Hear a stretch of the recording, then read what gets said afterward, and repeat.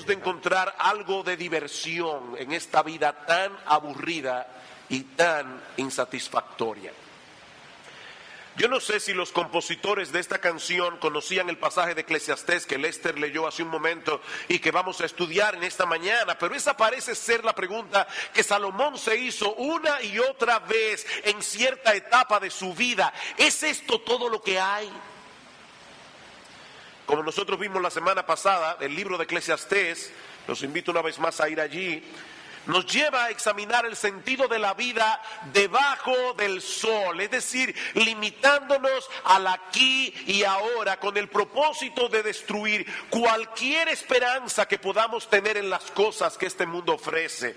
Versículo 1, palabras del predicador, hijo de David, rey de Jerusalén. Vanidad de vanidades, dijo el predicador, vanidad de vanidades, todo es vanidad. ¿Qué provecho tiene el hombre de todo su trabajo con que se afana debajo del sol? Ninguno, dice Salomón. Esa fue la conclusión a la que este hombre llegó después de haber convertido su vida en una especie de laboratorio experimental para encontrar el propósito y significado de su existencia en este mundo. Versículo 12, yo el predicador fui rey, o literalmente he sido rey sobre Israel en Jerusalén. Salomón quiere compartir las lecciones que aprendió al final de su vida. Yo he sido rey, ya soy viejo, he experimentado mucho. Ahora quiero compartirles lo que he aprendido. En este largo peregrinaje, en la búsqueda de algo que le dé sentido a mi vida. Por supuesto, si había una persona que tenía los recursos y capacidades necesarias para hacer esa clase de experimento, era Salomón.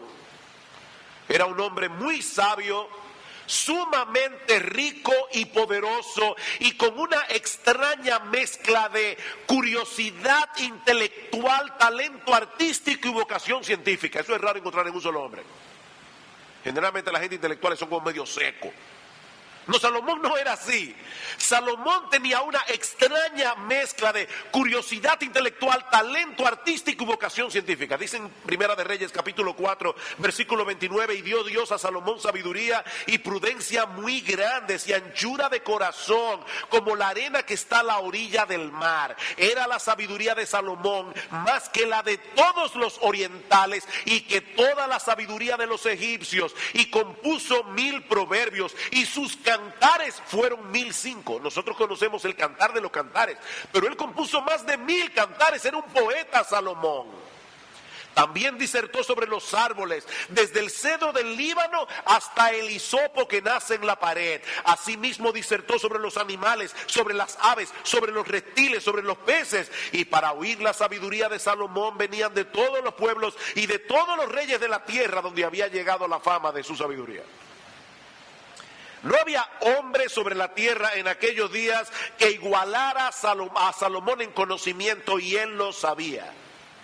Por eso decidió hacer uso de su formidable capacidad intelectual para entender por sí mismo el sentido de las cosas. Versículo 13, y di mi corazón a inquirir y a buscar con sabiduría sobre todo lo que se hace debajo del cielo.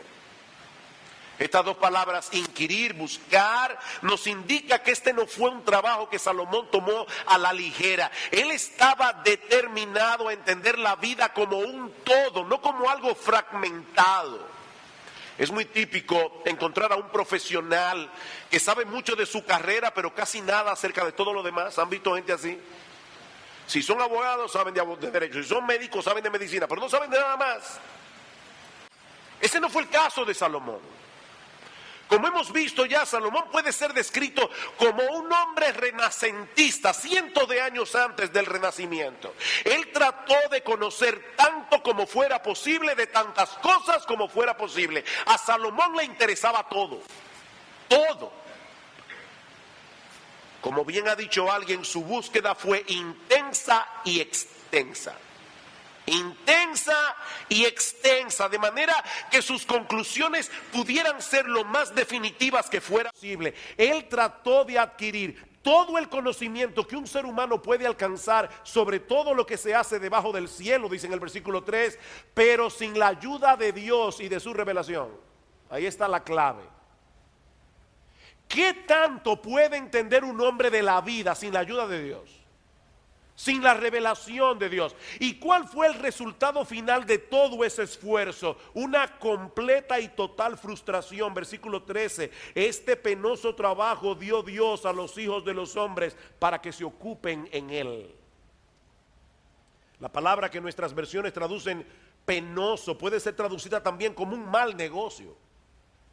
No se trata simplemente de algo que produce fatiga. Lo que Salomón está diciendo es, esa clase de empresa de tratar de entender las cosas termina produciendo frustración. Versículo 14, miré todas las obras que se hacen debajo del sol, y he aquí todo ello es vanidad y aflicción de espíritu. Literalmente un correr tras el viento. Imagínese que usted se levanta por la mañana y encuentra a su vecino corriendo para acá, luego se detiene y corre para allá, y luego se detiene y corre, y usted le dice, hey, ¿qué haces? Persiguiendo el viento. Es que eso es una empresa inútil. Y Salomón dice, exactamente, es una empresa inútil, es un correr tras el viento. Lo interesante es que Salomón nos dice aquí que fue Dios quien nos dio ese trabajo. ¿Leyeron el versículo 14? Versículo 13, perdón. Este penoso trabajo dio Dios a los hijos de los hombres para que se ocupen en él. Fue Dios que puso en el hombre ese afán por tratar de entender el significado de las cosas. De manera que el hombre está atrapado entre ese anhelo implantado por Dios de conocer y su propia incapacidad de encontrar respuestas a las preguntas más importantes de la vida humana.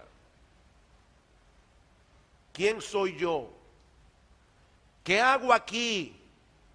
¿Cuál es el propósito y significado de mi existencia en este mundo? ¿Cómo se supone que debemos vivir? O lo que es todavía más importante, ¿cómo puedo llegar a conocer a Dios y tener una relación personal con Él? La mente humana genera esa clase de preguntas, pero no puede por sí misma encontrar las respuestas. Hace unos años atrás, y por una razón que no viene al caso, compré un buen libro de filosofía política escrito por un filósofo decano de humanidades en una universidad inglesa. Y me llamó profundamente la atención lo que este genio dice al final de su introducción.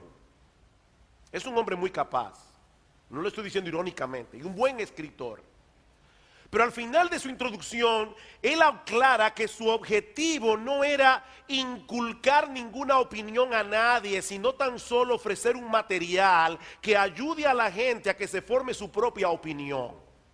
Obviamente, dice él, es posible, y esto obviamente cuando lo leí me dolieron los pesos que pagué por el libro. Dice, obviamente es posible que alguien lea el libro y termine con las mismas incertidumbres que tenía al principio.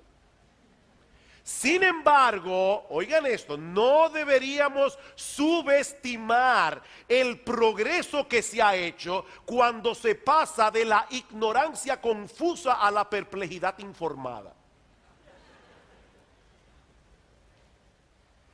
He ahí lo único que puede ofrecer la sabiduría de este mundo.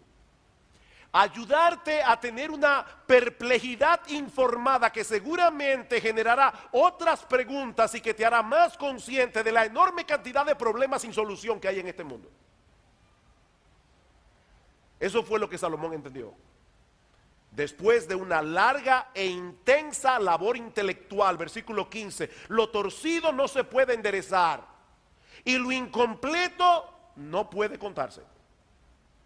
No solo tenemos una existencia enigmática en este mundo, una existencia que no podemos entender del todo, sino que hay muchas cosas torcidas que probablemente, mis amados hermanos y amigos que están aquí, permanecerán torcidas. En una de las caricaturas de Quino aparece Mafalda escuchando la radio, y en la radio decía, el Papa ha hecho un nuevo llamado a la paz, a lo que Mafalda responde, y le dio ocupado como siempre, ¿no? Alguien decía que si dedicamos nuestro tiempo y energía tratando de enderezar todo lo que está torcido, nos quedaremos sin nada para vivir nuestra propia vida. Ahora, yo no estoy diciendo, mis amados hermanos, que lo que el hombre hace para mejorar de alguna manera los males sociales sea completamente inútil, no.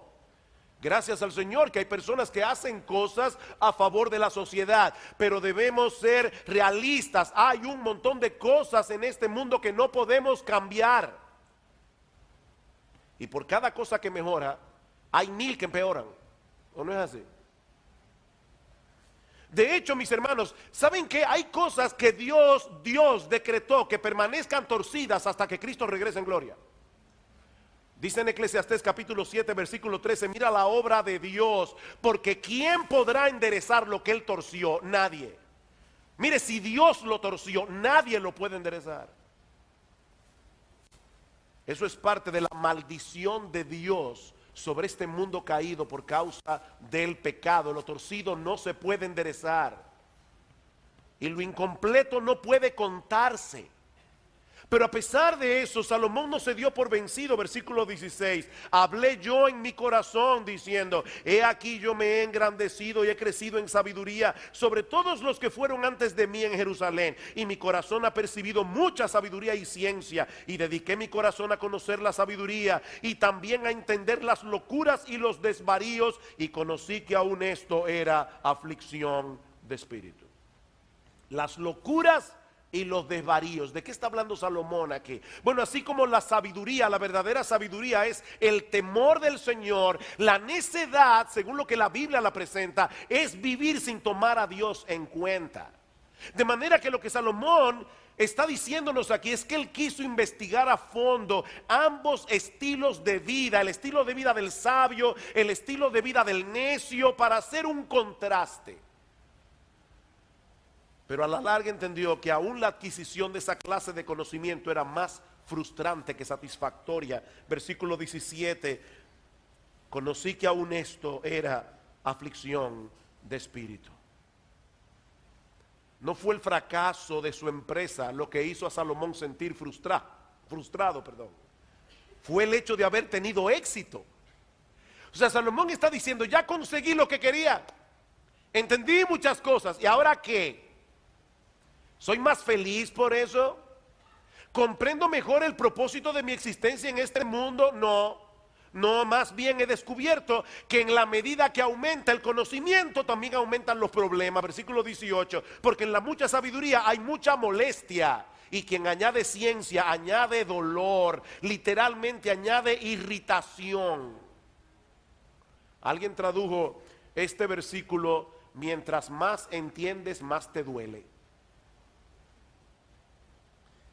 Perseguir el conocimiento sin perseguir a Dios usualmente lleva a un camino de mucha frustración. ¿Ustedes se han dado cuenta que muchos de los hombres inteligentes de este mundo son los más cínicos y los más pesimistas? Son la gente más amargada del planeta muchas veces. Y no es que haya nada de malo en el conocimiento y la sabiduría per se. De hecho, el mismo autor de Eclesiastés nos dirá más adelante, y lo veremos la semana que viene, que la sabiduría sobrepasa la necedad como la luz a las tinieblas. Es mejor ser un sabio que ser un necio, relativamente hablando. Pero perseguir la sabiduría como un fin en sí misma, pensando que de ese modo vamos a dar sentido a nuestra existencia en este mundo y tener una vida más plena y feliz, tarde o temprano termina en frustración. A medida que aumenta el conocimiento, más se apercibe el hombre de las cosas que están mal en esta vida y más se da cuenta de las cosas que no sabe. Decía Joan Manuel Serrat en una de sus canciones, andar y andar buscando verdades para encontrar siempre otra pregunta, ir y venir y no llegar nunca. Esa es la vida del hombre sobre la tierra. Mientras más sabes, más cuentas te das de lo que no sabes y de que hay muchas cosas que tú ni siquiera sabes que no sabes.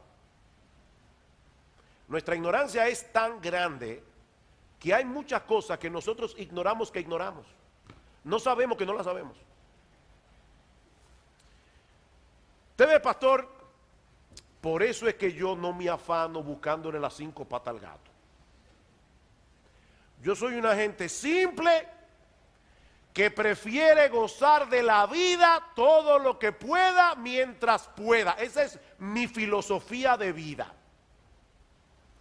Bueno, si es así como tú piensas, escucha lo que dice Salomón al respecto, porque él también probó con ese estilo de vida. Capítulo 2, versículo 1. Dije yo en mi corazón, ven ahora, Te probaré con alegría y gozarás de bienes, mas he aquí esto también era vanidad. Salomón trató de encontrar en el placer lo que no encontró en el estudio, pero también descubrió que esa era otro callejón sin salida. No porque el placer fuera malo en sí mismo.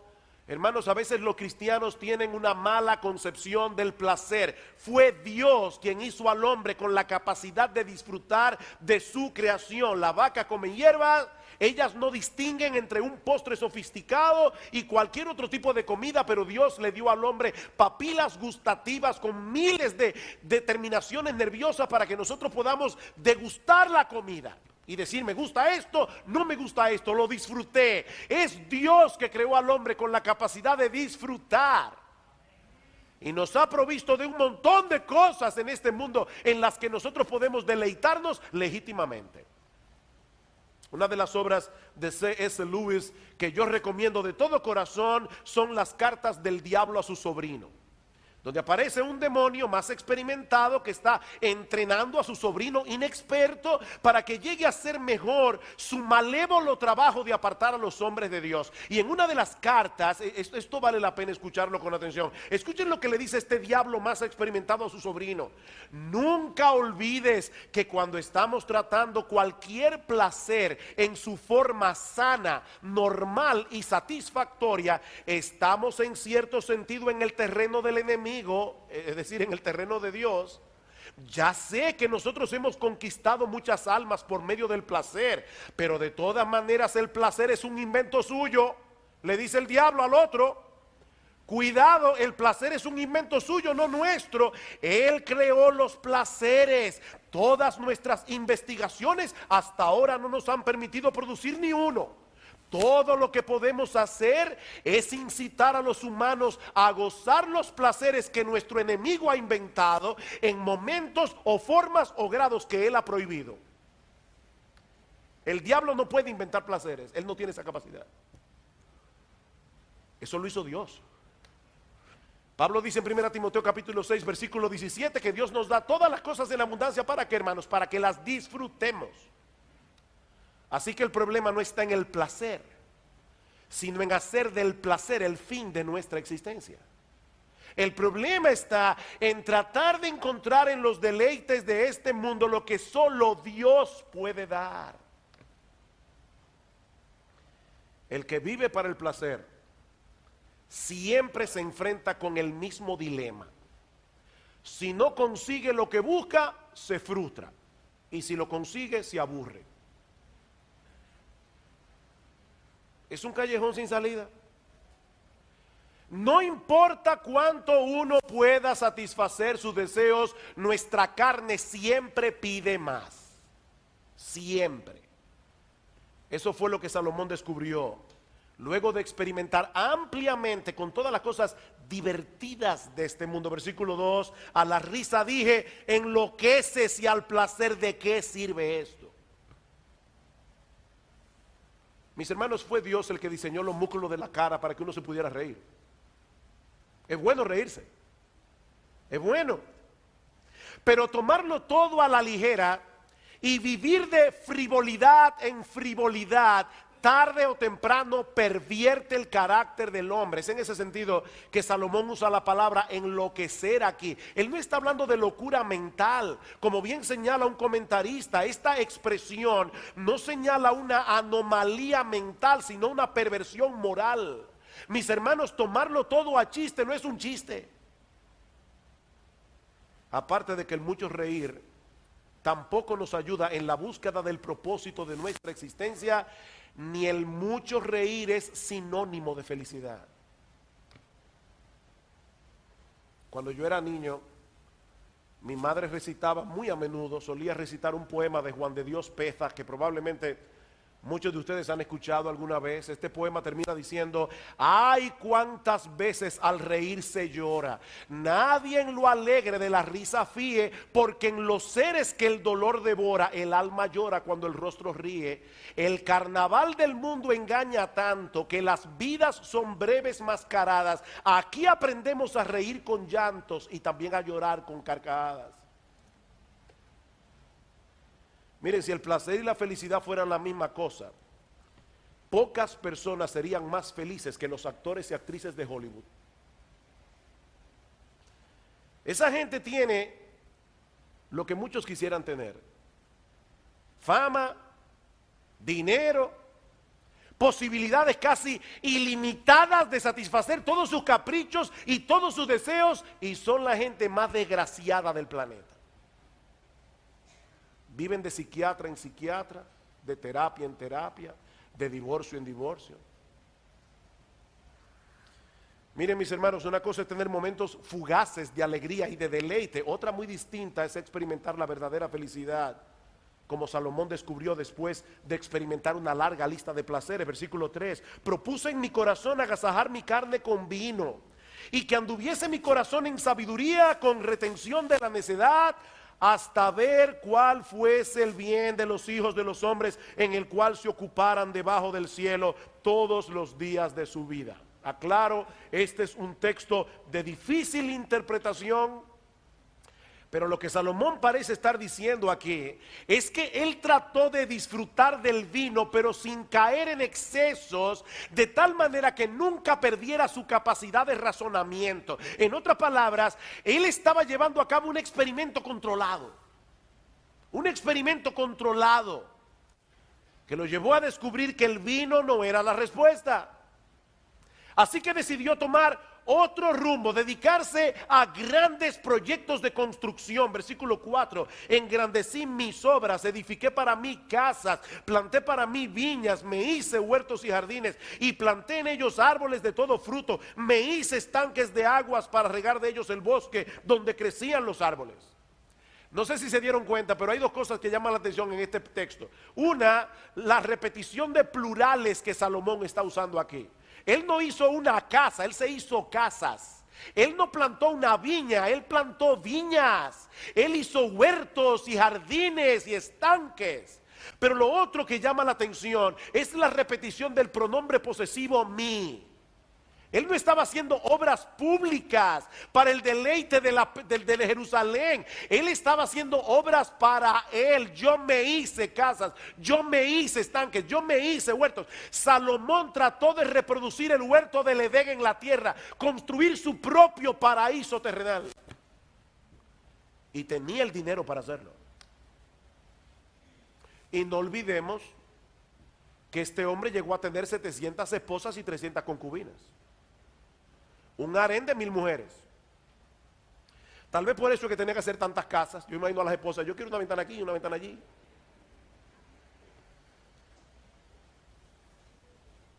Y no contento con eso, Salomón comenzó a acumular posesiones y riquezas como ningún otro hombre ha logrado jamás. Versículo 7: compré siervos y siervas, tuve siervos nacidos en casa, también tuve posesión grande de vacas y de ovejas, más que todos los que fueron antes de mí en Jerusalén. Me amontoné también plata y oro. Dice en Primera de Reyes que el oro y la plata en los días de Salomón eran tan comunes como piedras.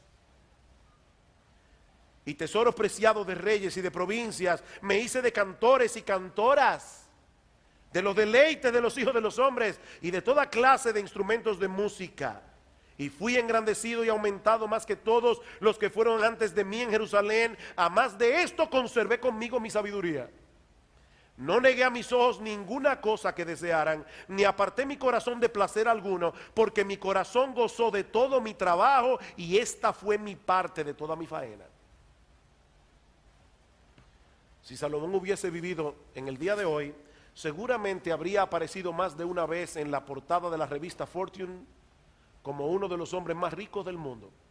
Ya yo me imagino en la revista Architecture Digest, en la casa de Salomón, y los jardines de Salomón, y los estanques de Salomón. Hubiera sido un hombre famoso. Ahora, hermanos, seamos honestos por un momento. Vamos a ser honestos aquí, con tu propia conciencia. ¿De verdad nunca te ha pasado por la cabeza que si tú tuvieras por lo menos algo de la porción que tienen los hombres como Salomón, tú serías un poco más feliz? Claro, para ser, ¿verdad? No pasarnos de la raya sin las mujeres, sin las esposas y las concubinas. Decía un cómico argentino, ¿ustedes creen que esas personas que tienen casas, yates, aviones, son felices? Porque a mí me da la impresión de que sí, dice él. A veces uno le da la impresión de que sí, de que son felices, de que viven vidas súper wow. Y uno cogiendo lucha.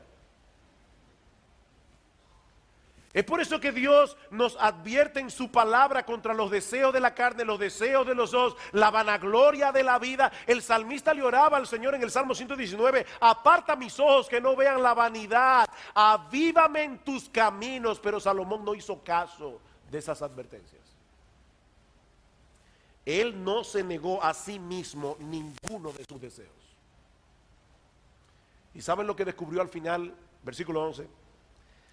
Miré yo luego todas las obras que habían hecho mis manos y el trabajo que tomé para hacerlas, y he aquí todo era vanidad y aflicción de espíritu y sin provecho debajo del sol.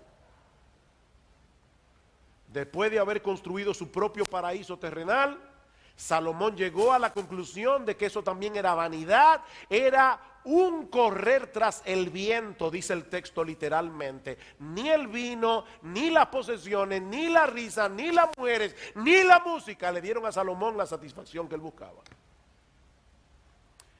Un escritor norteamericano llamado Greg Easterbrook escribió un libro publicado en el 2003 titulado La paradoja del progreso. Pero lo interesante de este libro es el subtítulo. El subtítulo de este libro es ¿Cómo la vida mejora mientras la gente se siente peor? ¿Cómo la vida mejora mientras la gente se siente peor? Easterbrook se basa en una serie de estadísticas para probar que los norteamericanos se encuentran hoy en una situación bien extraña. En términos de posesiones materiales y de tiempo disponible, están mejor que nunca, si son más infelices que nunca. Eso fue lo que Salomón entendió, finalmente. Después de todo lo que había hecho y experimentado, Salomón parece haberse preguntado lo mismo que Peggy Lee. ¿Es esto todo lo que hay? ¿Ustedes han visto los niños en Navidad? Nosotros desde hace muchos años nos reunimos toda la familia en Navidad para dar a nuestros hijos los regalos de Navidad. Todos los tíos, cada uno a los otros. Y es increíble ver el entusiasmo con que abren cada caja. Muchos de esos regalos terminan tirados y olvidados en algún rincón de la casa, tarde o temprano. Miren, mis hermanos, ninguna cosa de este mundo fue creada para producir en sí misma satisfacción permanente. Y eso nos lleva a la gran enseñanza de este pasaje, que es la gran enseñanza del libro de Eclesiastés. Si todo el conocimiento que podemos alcanzar debajo del sol y todos los placeres que podemos experimentar no satisfacen realmente, debe ser porque lo verdaderamente satisfactorio no se encuentra aquí. A donde te quiere llevar Salomón es a que tú entiendas que lo verdaderamente satisfactorio no se encuentra en este mundo. Permítanme citar otra vez a C.S. Lewis en su libro Mero Cristianismo. Lewis dice que muchas personas encuentran difícil desear el cielo. Claro, hay mucha gente que quiere vivir para siempre, pero yo me refiero, y él también, al cielo tal como la Biblia describe el cielo. Muchas personas encuentran difícil desear el cielo, y dice él esto por dos razones. La primera es que hemos sido entrenados para fijar nuestras mentes en las cosas de este mundo. La segunda es porque no somos capaces de reconocer el deseo del cielo que todos llevamos dentro. Y ahora escuchen lo que él dice. La mayoría de las personas, si realmente hubieran aprendido a mirar dentro de sus corazones, sabrían que sí desean y desean intensamente algo que no puede obtenerse en este mundo. Hay toda clase de cosas en este mundo que ofrecen darnos precisamente eso, pero no acaban de cumplir su promesa. El deseo que despierta en nosotros cuando nos enamoramos por primera vez. ¿Tú recuerdas eso si te ha pasado alguna vez? o cuando nos interesamos en algún país extranjero o en algún tema que nos entusiasma. Ese es un deseo que ninguna boda, ningún viaje, ningún conocimiento puede realmente satisfacer. Dice él, hubo algo que percibimos en esos primeros momentos del deseo que simplemente se esfuma en la realidad. Tú estabas deseando eso intensamente, de repente lo tienes y es como si se esfumara en tus manos. Por lo menos no con la misma intensidad con que lo deseaste al principio. Queridos hermanos y amigos que están aquí en esta mañana, nosotros fuimos creados para encontrar nuestro deleite y satisfacción en Dios. Si lo dejamos a Él fuera de la ecuación, no importa cuánto conocimiento logremos adquirir o cuántos placeres terrenales podamos experimentar, tarde o temprano terminaremos frustrados. Es por eso que Dios nos dice a través del profeta Jeremías: no se alabe el sabio en su sabiduría, ni en su valentía se alabe el valiente, ni el rico se alabe en sus riquezas, mas alabes en esto el que se hubiere de alabar, en entenderme y conocerme que yo soy Jehová, que hago misericordia y juicio y justicia en la tierra, porque estas cosas quiero, dice Jehová. No se alabe el sabio en su sabiduría. El apóstol Pablo en 1 Corintios capítulo 1 versículo 19 cita al profeta Isaías hablando Dios diciendo: yo destruiré la sabiduría de los sabios y desecharé el entendimiento de los entendidos. Mis hermanos, la sabiduría humana es muy limitada y no puede encontrar por sí misma todas las respuestas. Pero Dios no nos dejó a expensas de nuestra limitada capacidad intelectual. ¿Saben lo que hizo Dios? Él vino a nosotros en la persona de su Hijo, nuestro Señor Jesucristo, a quien Pablo llama en este mismo pasaje de 1 Corintios 1, poder de Dios y sabiduría de Dios. La sabiduría se encarnó. El libro de Eclesiastés plantea las preguntas, pero solo Cristo tiene las respuestas. Porque en Él están escondidos todos los tesoros de la sabiduría y del conocimiento, dice Pablo en Colosenses capítulo 2, versículo 4. Nadie podrá entender el propósito y significado de la vida. Nadie podrá conocer.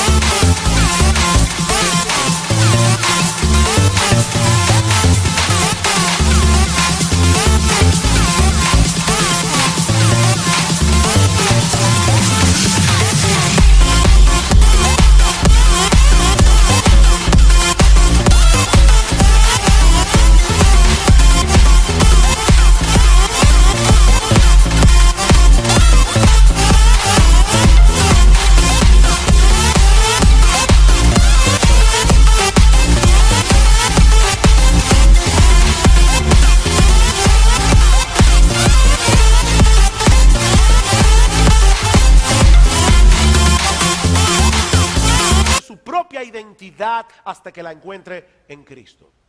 Y con esto yo no estoy diciendo que tan pronto nos convertimos al Señor, entendemos todas las cosas y conocemos todas las respuestas. No, mis hermanos, hay muchas interrogantes que no serán respondidas de este lado del cielo. Pero los cristianos sabemos con certeza de que algún día estaremos en la presencia de nuestro bendito Señor y Salvador. Y ¿saben qué? Todas nuestras inquietudes serán respondidas. Dice Salomón: hay muchas cosas torcidas en este mundo que no pueden ser enderezadas, pero Cristo se introdujo en la historia humana para morir por nuestros pecados y para traernos la esperanza del que algún día todas las cosas torcidas de este mundo serán enderezadas para siempre jamás. Mientras tanto nos contentamos con lo mucho que nuestro Dios ya nos ha revelado en su palabra. Pablo dice en 1 Corintios 2 que nosotros tenemos la mente de Cristo. Y la idea es, nosotros tenemos la mente de Cristo revelada aquí. Nosotros tenemos la mente de Cristo. Entendemos muchas cosas que antes no entendíamos, ¿o no es así?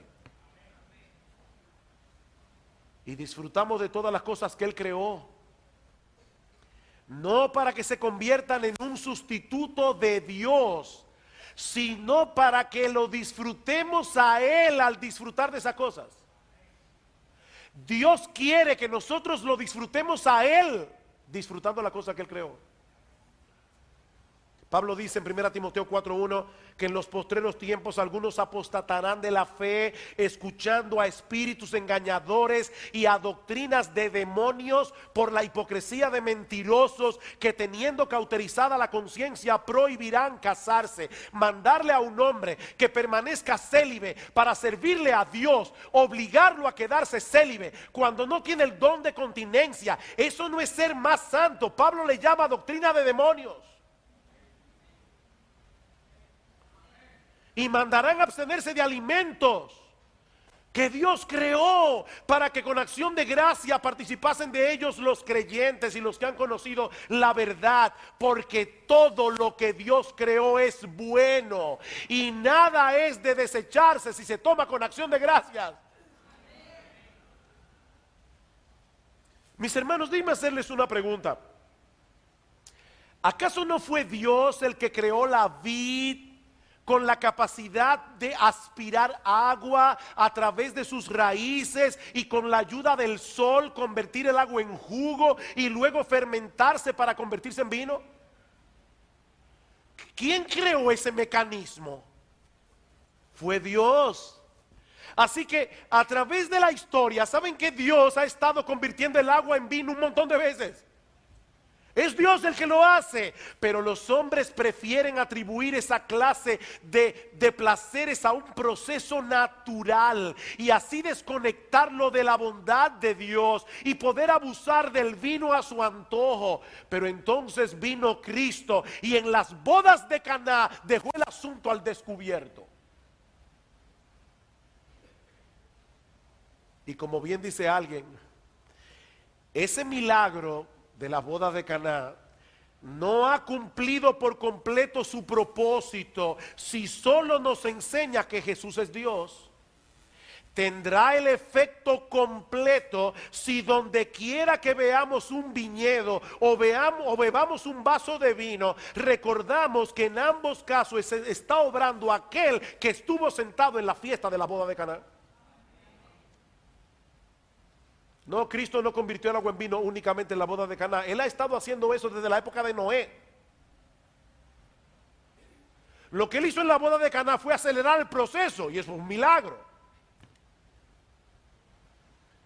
Queridos hermanos, la respuesta cristiana al placer desenfrenado y destructivo no es el monasticismo. Dios no quiere que nos convirtamos en monjes. La respuesta del cristianismo no es el legalismo. La respuesta del cristianismo es el disfrute de las cosas creadas dentro del parámetro establecido por Dios y recordando en todo momento que solo Cristo puede satisfacer plena y permanentemente los anhelos más profundos del alma. Solo Él, nadie más.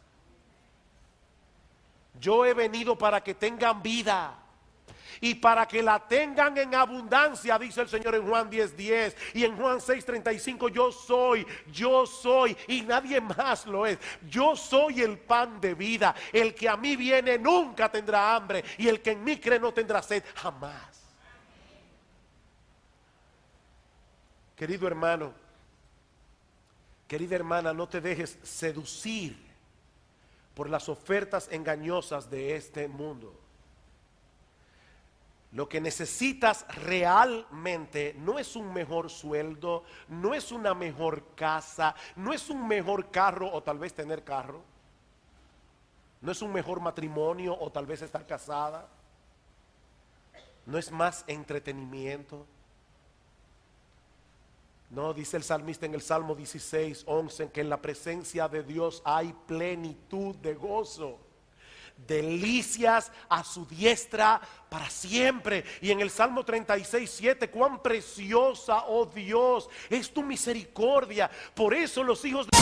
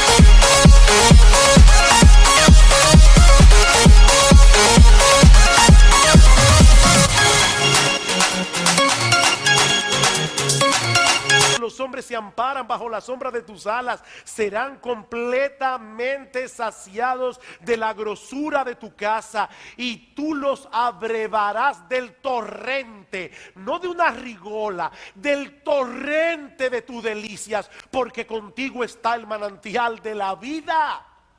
En tu luz veremos la luz.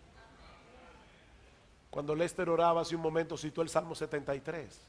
¿A quién tengo yo en los cielos sino a ti? Y fuera de ti nada deseo. En la tierra solo Dios en Cristo puede satisfacer plena y permanentemente el alma humana. De manera que sustituirlo a Él por las cosas de este mundo es infinitamente peor y más estúpido que cambiar espejitos por oro.